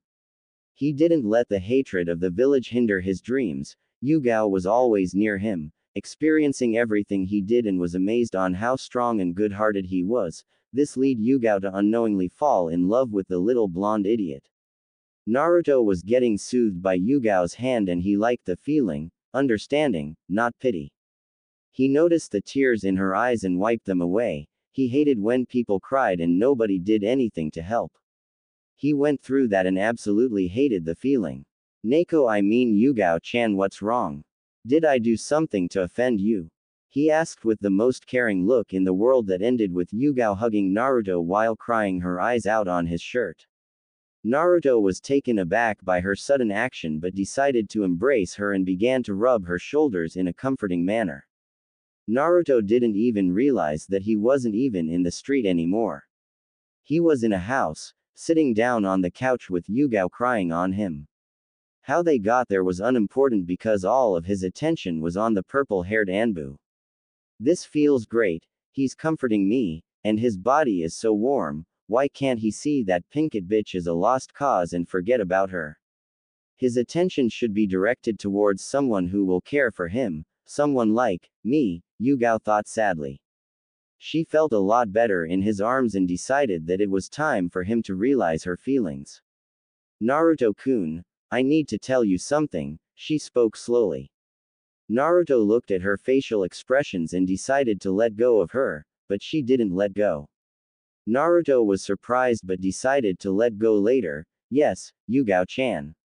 He said softly. Her heart raced and she began to quiver. No, I can't do it. His heart is set for Sakura, he will never accept me, and his loyalty to that pink-haired burden knows no bounds. It's now or never, she thought before she spoke out. Naruto-kun, I'll love. She was caught off by someone who entered the room. Well, well, well. Look at what we have here. Way to go, Yugao-chan. You win the bet and you managed to keep him here for me too. You're so thoughtful. Anko said as she eyed her best friend holding onto Naruto like if he was her lifeline. Naruto looked at the lady who was speaking at Yugao. The lady gave off a strange vibe that gave Naruto chills. She was undressing him with her eyes, and Naruto could tell right away she was somebody to be afraid of. Yugao stood up and got in front of Anko. Anko-chan, can I talk to you for a moment? She said angrily as she realized what Anko meant. She dragged Anko into the kitchen and her angry eyes bore into her. Anko noticed her facial expressions and noticed lust, anger, and jealousy. Anko wasn't part of the interrogation squad for nothing, mind you. Yugao, you can't be serious, please tell me you aren't. Anko said with an unbelievable tone. Yugao nodded fiercely as Anko pondered a new plan. She moved away from Yugao and approached a sitting Naruto. Naruto stood upwards and began to backtrack as she came closer and closer. His back hit a wall and he began to tremble. Anko was in front of him. She put her hands around Naruto's head and leaned in closely. She whispered something and then shazoomed away. I'll be back for you, Naruto-kun, was the only thing Naruto heard from Anko before she shazoomed away. He looked forward and saw a smiling Yugao staring at him with great interest. Naruto-kun, I don't want to spend the night alone, can you stay with me tonight? She said with a huge blush on her face. The trap had been set. Naruto shrugged as he thought it was just because she felt weak and alone. Sure, Yugao-chan, after what happened just now I won't leave you. And besides, I do not want to be outside right now. He replied with his usual foxy grin. With Sasuke. Sasuke was trudging home semi-content on what accomplished today. Not only had he fought hundreds of animals, he had also given a speech about how great Kami is and how people should bow down before their god. He mentioned what Kami had given him and the powers it possessed. His speeches brought dozens of people towards him. They were all listening with admiration. Sasuke had the ability to convince people with his words. He moved his hands fluently with power and his voice got stronger as he continued with his speech. Hundreds of people ended up going to his speech and they all cheered as Sasuke passed the pamphlets left and right, up and down and all around town. Sasuke wasn't showing arrogance as much anymore. He believed that Kami had punished him by allowing the animals to have a field day with his body. He thought ahead even more so, and revenge was the last thing on his mind. Truly, Sasuke was not corrupted with his power-hungry ambitions as before. His holy weapon, who he called with affection, Tenshi no Yonateifu, Angelic Typhoon, was all that he needed to win. Sasuke then remembered how suddenly everyone left when the sun began to go down. He heard giggling, he turned and saw nobody. The hairs on the back of his head stood up and began to get into a defensive position. He calmed himself down and closed his eyes. There's people at 6 o'clock and 12 o'clock. Unknown rank and closing, females surrounding my area. Sasuke thought as the group of Kunoichi made their way onto the last of the Uchiha. No, somebody help me, Sasuke yelled as he was glomped from every direction. People heard him from the safety of their homes and muttered, Kami will protect him, before returning back to the pamphlets that they received. Sasuke left his sword at home, though he wouldn't need it. He was wrong, and he was paying for it. Back with Naruto. Naruto was in the middle of putting a pillow on the couch as he prepared for bed before Yugao walked in and scoffed. Naruto-kun, what are you doing? You're not going to sleep on the couch. She ended her sentence with a pout. Naruto then looked down as if he died a little bit inside. Oh, I'm sorry Yugao-chan. He then put the pillow down onto the ground along with a blanket and slept on the ground. Yugao gasped as she saw him do this. Her eyes began to release tears and knelt down next to Naruto. Idiot. I should have known it was too good to be true. It's a miracle if somebody actually let me stay at their house. I should have known that the ground was the only place where I belong. Naruto scolded himself as he buried his face on the pillow. Yugao was crying as she sat next to him. That's not what I meant, Naruto-kun. I'm sorry. She was about to speak to Naruto but she got stopped by a huge scream. No, somebody help me. Naruto and Yugao both got up and looked at the window. That voice. It's Sasuke. Naruto thought as he ran outside, completely ignoring Yugao's attempts to make him stop. Naruto ran towards Sasuke and gasped as he saw him. He was in the middle of a tug-of-war game, with Sasuke being the rope. All the Kunoichi were pulling at Sasuke and Naruto swore he heard skin getting ripped off. Hey, what the hell are you doing to him? Naruto yelled, which got the attention of the Kunoichi. They dropped Sasuke and evil eyes stared at Naruto. The temperature dropped by several degrees, as the group of ninja began to close up on Naruto. The blonde began to move his hands into seals, Kage no Bunshin Jutsu. Suddenly there was 3 Narutos rushing at the Kunoichi while the real one carried Sasuke away from the mob. Sasuke was torn up and had scratches and bruises all over his chest. All he remembered was Naruto saving him from the ninjas. Thank you Naruto, he said before he passed out. Naruto chuckled as he headed towards the Uchiha district.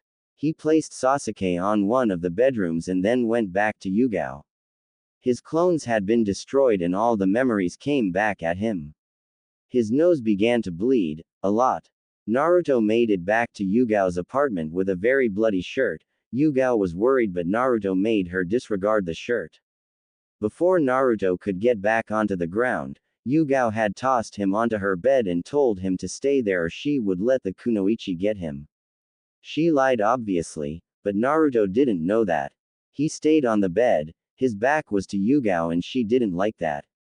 Naruto had fallen asleep several minutes after he got forced on the bed and was having a nice dream about ramen, specifically ramen getting eaten by Naruto and his new friends. Haku, Hana, Kurenai, and Yugao.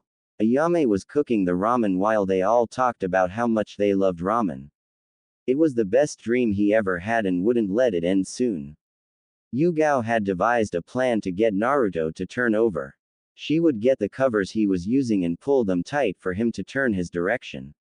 When she did it, It worked, far better than she would have ever expected. When he turned, his hand had gotten flung towards her and his index finger landed in her mouth.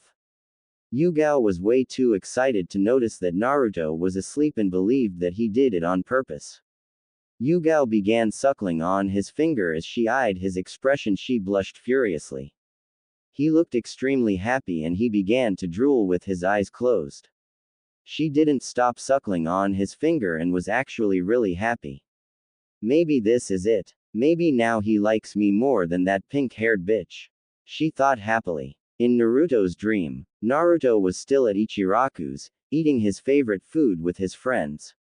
He loved the feeling of being with friends and ramen made it better. He was currently checking the temperature of the brand new ramen that Ayame delivered him. He had made the dreaded mistake of eating his ramen when it was still boiling hot. He still loved it, but his face didn't. He dipped his index finger into the ramen and then put it on his mouth, still too hot. He was sucking on his finger for it to cool down but couldn't take it out anymore. His finger wouldn't budge no matter how many times he moved it. With Yugao was in heaven. Naruto began to move his finger and tried to move it away but her tongue didn't let him. His finger began to explore her mouth, basically massaging her tongue, which Yugao thought was impossible, but loved the feeling.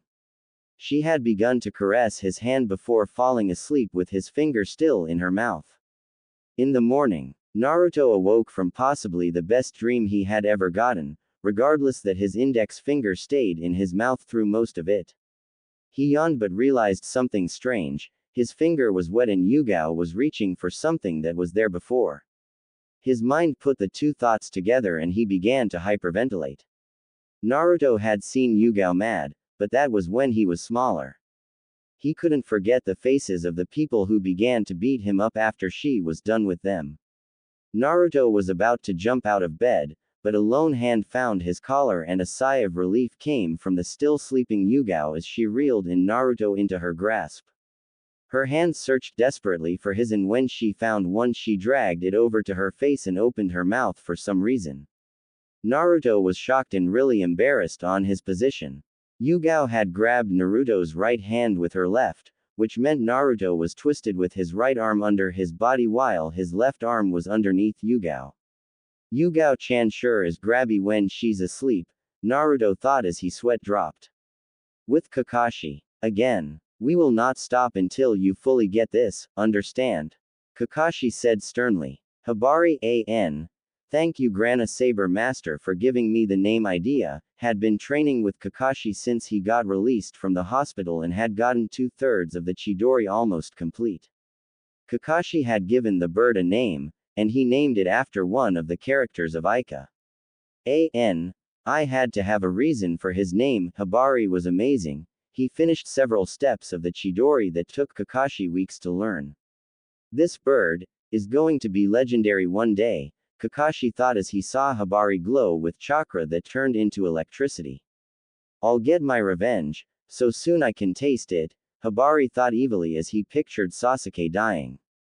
It was morning in Konoha, the birds were chirping, people began to bustle out into the streets, everything was calm. Except for Naruto of course, he was terrified with his little situation. Yugao was still asleep while holding his hand dangerously close to her chest, and her constant muttering and twisting did not help Naruto. He knew how Yugao was when she was mad, and she also hated perverts with a passion and in Naruto's predicament, he looked like a huge pervert. With all of Yugao's twists and turns, he ended up with his right hand over her shoulder near her face while his left hand was still underneath her, dangerously close to her bottom. Naruto's torso was touching her back while he made sure his lower half was as far away as possible. Naruto could almost cry when he thought of the beatings he would receive when Yugao would wake up. Naruto needed a plan, he knew she would wake up soon, and he knew she would kill him if he didn't move. Naruto began to think of a way out of his predicament. That's good, all I need is some sort of pulley system and a block of cheese, Naruto thought anxiously as his plan made complete sense and in no way could possibly fail. Naruto was proud of his thinking and decided to activate the plan now. That is until Yugao let go of his hand and turned around, facing him. Naruto froze. Time seemed to slow down to a crawl. Yugao was still asleep and was about a centimeter away from Naruto's face. Naruto still had his hand over her. He dare not move. Naruto slowly began to rise from his lying down position into a crouching one. He couldn't move while his hand was still underneath her body. He was going to wing it, raise her up and run away as fast as he could. Naruto inched his hand away from her bottom and slowly started to raise her upwards. Naruto was concentrating too hard to notice the small smirk on her face as he lifted her. You won't get away from me that easily, Naruto-kun. You have to work if you want to leave, Yugao thought evilly. Naruto was just about to free his hand until the worst possible thing could have happened to him. She rolled into his grasp and grabbed his stomach and snuggled her head around his chest. Naruto's mouth was hanging as he screamed inside, Kami-sama. Do you hate me? Do you like seeing me get hurt? Does this amuse you? Naruto was on the verge of tears as he stared at the sky and believed that it was going to be the last time he will ever see it. Yugao was cheering inside as her plan had worked to perfection as she was now being held with his arms. It was somewhat against his will, but she didn't care. Naruto began to think until he said and thought at the same time, it. Yugao blushed deeply and almost gasped at his sudden reaction. Too many thoughts were crossing her mind. Already. I don't believe it, she thought as she began to blush and felt a trickle of blood slip out of her nose. Naruto decided he wanted to live another day and his plan B came into effect. He rolled forward with Yugao. Mid-roll he relaxed his arms which dropped her gently on the bed and he jumped away out of the opened window. How the? Yugao thought as she got up from her position and saw Naruto running on the rooftops of buildings. He's just shy about what happened, I bet, she thought as she began to dress herself. Naruto was running at top speed before feeling hunger come at him strongly. He hadn't eaten in what seemed like days and changed his course towards Ichiraku's. He jumped down towards the floor and began to walk. He would have fainted if he even ran several more feet. He was trudging through the city until he heard someone call his name. Worst of all, it was a voice that sent chills down his back. He turned around and his fear turned out to be true. It was Anko and she was running towards him with a weird smile. Do you want to get something to eat? I'll buy, she said with a smirk. Naruto began to shake his head as he held his hands in front of him as he said nervously, no thank you, I'm not really hungry. His stomach began to growl loudly which made several people look around at what caused the noise. Naruto hung his head in defeat while Anko laughed a little as she began to run her fingers in his head. Come on brat, let's get some dango, she said as she licked her lips. Naruto didn't like dango that much but he knew that look, mouth-watering, stars in the eyes, sweat from anticipation for the food they loved. He wouldn't dare say anything about her favorite food as he knew how it felt for that to happen. Yay, sure, sounds good. You lead the way, Naruto said as he gave her one of his legendary foxy smiles. Anko nodded as she began to walk forward. The brat's okay, I do not see why Yugao would like him so much. I might as well get to know him, Anko thought as they finally arrived at one of her favorite restaurants in Konoha. Well, here we are, she said happily as she and Naruto eyed a stand that looked surprisingly like Ichiraku's. Familiar, Naruto thought as he sat down on one of the stools next to Anko. Welcome back Anko, who's your friend here? Said a lady in her 50s as she pointed a finger at Naruto. Don't worry about it granny. Imaya-kun, you make the usual, Anko said as a boy who looked like he was 19 came outside of the kitchen. Sure thing Anko Nichan, said Imaya as he went back inside. This is kind of weird, Naruto thought as he saw Imaya. Naruto shrugged the feeling away and began to chat with Anko. They were having a heated debate that would shatter the hearts and minds of those weaker than them. Listen here brat, there is no way in hell that dango would ever lose to ramen. It's food sent from Kami herself. Anko yelled out angrily as Naruto shook his head slowly with a small smirk. Poor, Delusional Anko, ramen is the best food ever created and will never be beaten. And I agree. Dango was sent from Kami, she couldn't stand the smell and taste of it up at heaven and decided to punish us for it. Naruto finished with a victorious smile as Anko gasped at how hardcore Naruto was. With Sasuke. Sasuke jumped out of his bed when he felt something off in the distance. Somebody is using Kami's name in vain. Sasuke yelled out in a terrified tone as he tucked his weapon into his holster. He then began to run towards the weird feeling. Back to Naruto. Ahem, the old lady interrupted as she looked at Naruto with an angry glare.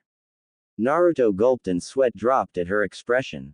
Imaya was glowing with anger as he heard the food he helped his mother with every day get insulted like that. He went up to the blonde boy and raised a fist that was white with power and was about to strike the boy down until a hand stopped his fist and began to crush it. Imaya, we meet again, a voice growled with pure hatred.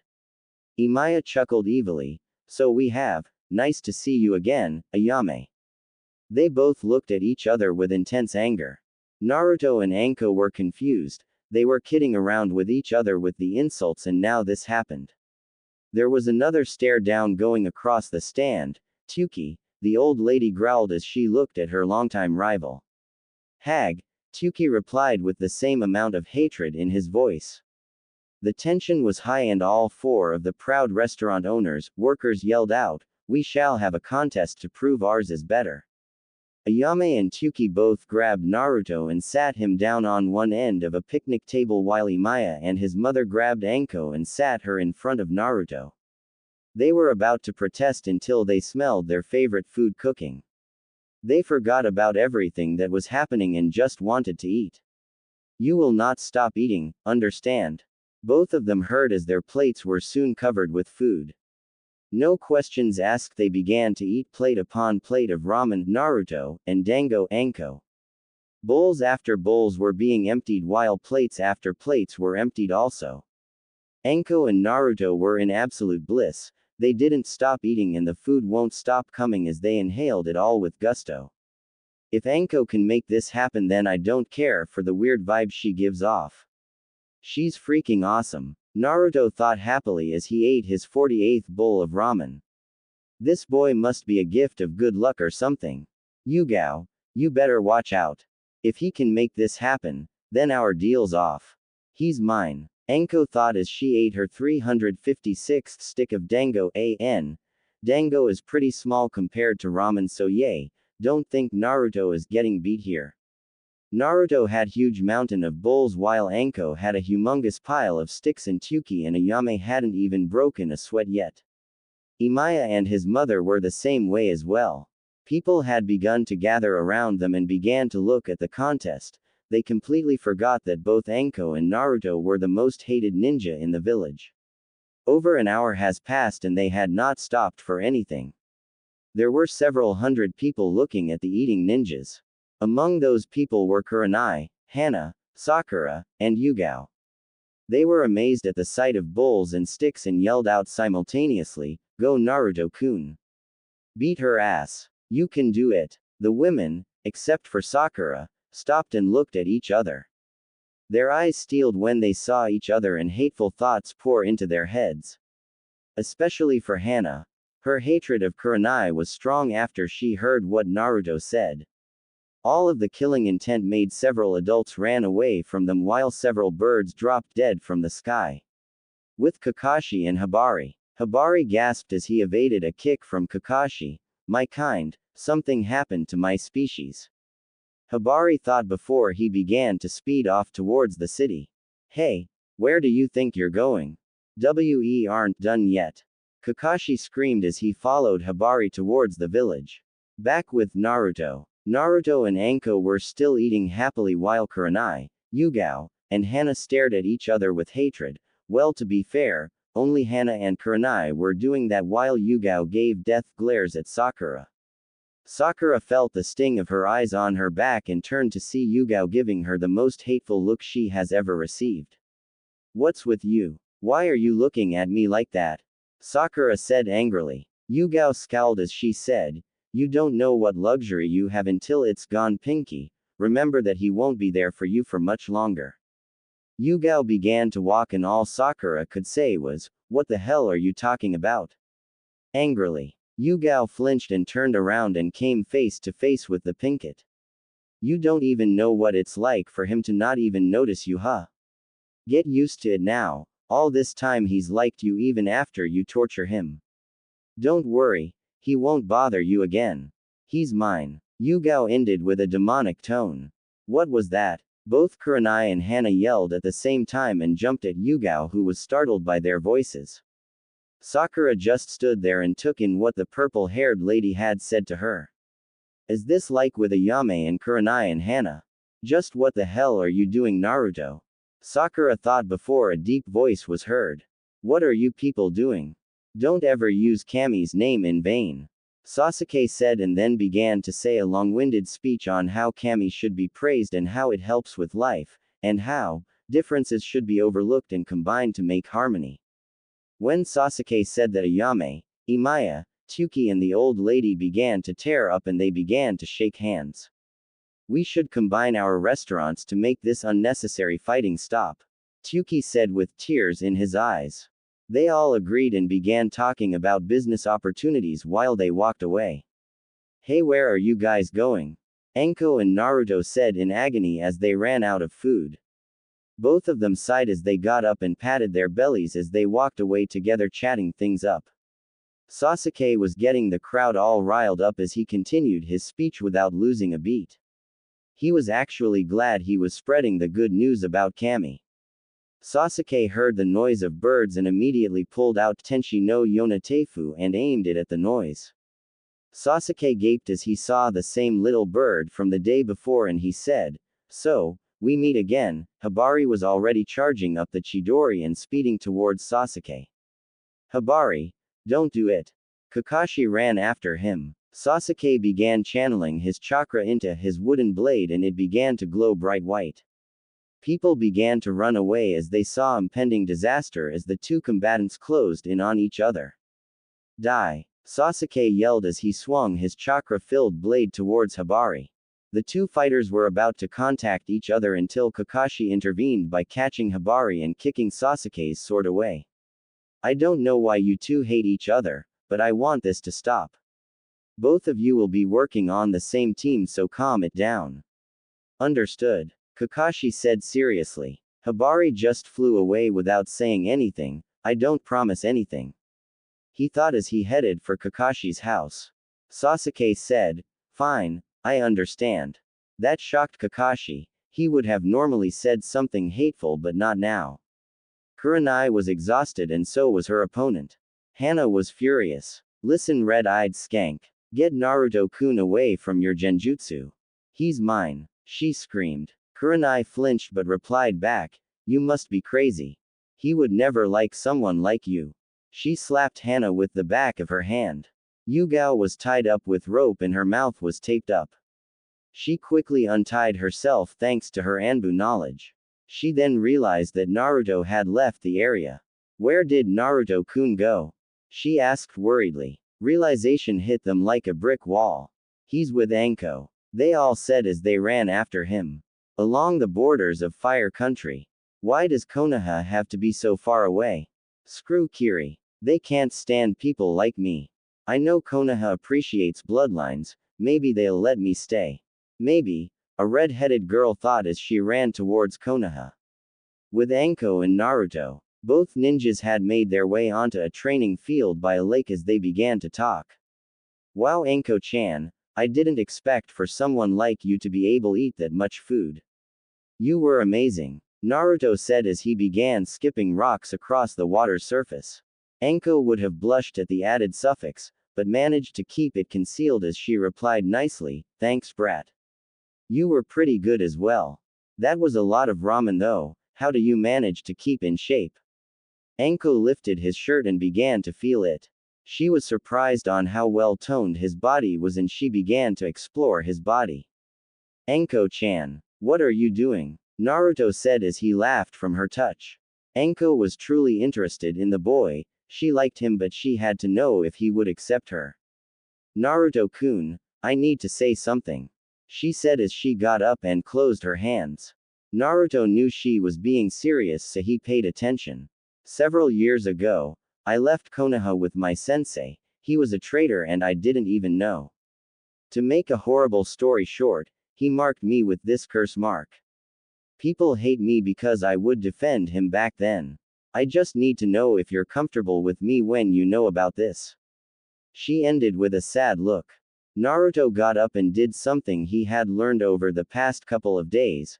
Hugs can't make problems go away, but they can sure make you feel better. He hugged her and said, I have already met the real Anko, smart, brash, competitive and nice. Not some horrible monster. I can't help what happened in the past and I will certainly not judge you because of what you have. You must know already of the QB sealed inside me, and yet you still talk to me like I'm an ordinary person. I know how it feels to be hated for something you can't help. Naruto spoke as he released the hug, only for her to embrace him deeper. Anko almost had tears in her eyes as she held the boy in her hands. He doesn't care for the curse mark. Sorry Yugao, but I will not let you have him. Anko thought with extreme happiness as Naruto grinned. He had helped his new friend into feeling better and he felt great. Yugao, Hana, and Kurenai had arrived at the training field to see Anko hugging the blonde and they felt all their hope die down inside. Whenever Anko has her eyes on a guy, she gets him. Before they left, however, Naruto spoke out, Yugao-chan, Kurenai-chan, Hana-chan, what are you guys doing here? Anko wanted to slap her forehead as she saw the other Kunoichi's face lit up when they heard their names. She shrugged it off as she thought, competition makes things like these so much fun. Naruto and his new friends began to talk. Well, they individually talked to him, until the night was brought upon them.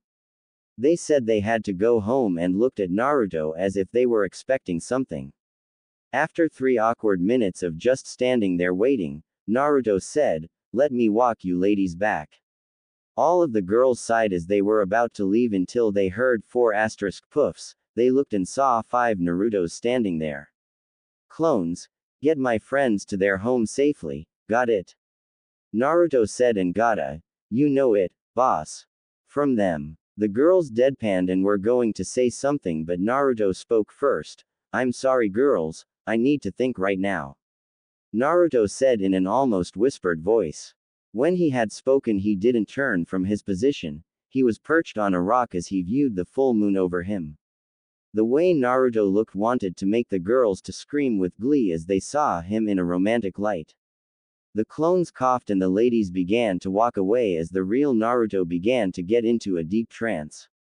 Around midnight, Naruto was still looking at the moon. His clones had safely led his friends back home hours ago, and he felt something inside his body he hadn't felt since the incident at the bridge.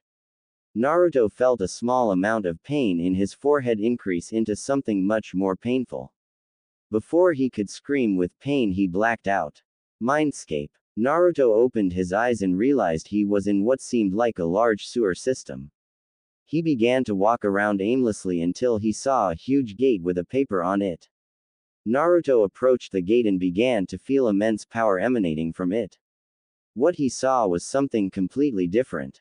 It was a woman behind the bars. She had long red hair that reached her waist with incredible ruby eyes that surpassed Kurenai's by a long shot. She wasn't wearing any clothes but her hair had covered most of her whatnot and had very tanned skin. Naruto couldn't help but blush at the sight of the woman in front of him. She grabbed onto the bars but released them when smoke arose from her hands. Why, hello Naruto, it's about time we get to meet face to face, don't you think? She spoke out with the most angelic voice Naruto had ever heard. Naruto's trance was broken as he saw tails appear from behind. Naruto gaped as he saw the gate begin to open. Do not worry, I will not escape, because if I try, we both die. She said casually as Naruto began to panic and hyperventilate. The woman approached the shocked blonde and began to hug him to soothe his nerves. Naruto began to feel safe in her arms, which surprised him. He already knew that she was the QB but he somehow felt comfortable. My name is not QB by the way, It is my title, not my name. My name is. She stopped and began to think of a name as she did not want to be called the name that everyone knows as a monster. She remembered one and used it. Kushina, she said with a smile. Naruto looked at her before he realized something and backed off. Put some clothes on, he yelled as he looked away. He threw his jacket towards her and she looked at him with a confused look that turned into semi-anger. Did he just reject me? Nobody rejects me. It's those women that he spends all his time with. I will not accept this. She thought angrily as she put on his jacket. An idea popped into her head and she loved it. Naruto-kun, can I ask for a favor? Please. She asked and she held out the last word as innocently as she could. Naruto bought it without thinking. Sure. Kushina-san, what do you need? Kushina began to smile evilly as she thought of the things she'll be able to do. Kushina began to explain a method on how she can be freed from her prison. Naruto was skeptical at first, but Kushina said, and here I thought you didn't like it when people were sad. She even added tears for good measure. Naruto apologized 100 times and did what she asked. Outside of the Mindscape, Naruto opened his eyes and began the hand signs for the Kage Bunshin no Jutsu. He made one appear and the clone used a henge and transformed into Kushina. Naruto walked up to his clone and began to channel his chakra into his clone's forehead. Naruto had pumped in a lot of chakra into the clone and then tapped her forehead with his finger. The clone went limp and fell down. A minute passed and the clone got up. She started to pop her joints and said, "It's good to be outside." Kushina was happy that she was outside but had a little mission. And it involved Naruto's new friends.